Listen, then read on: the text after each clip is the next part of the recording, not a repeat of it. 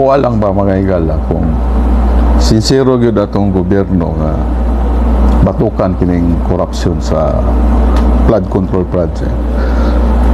Tingala lang punta ba kay kung sincero gyud sila, si DPWH Secretary Vince Dizon, kung nadiskubrihan nila nga poste lang sa tulay ang natukod dito sa may Ilocos Norte, ang reaction man lang gud niya, pangitaan daw pondo para mahuman.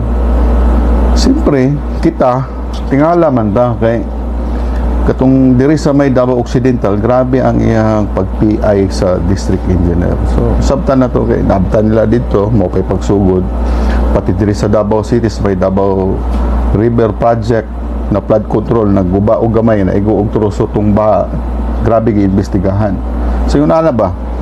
Asa ang accountability o patas nga investigasyon nga dito sa Ilocos, porque ba kay sa anak sa Pangulo ang proponent sa budget, muna na ba? So, murag natay gidapigan diyan.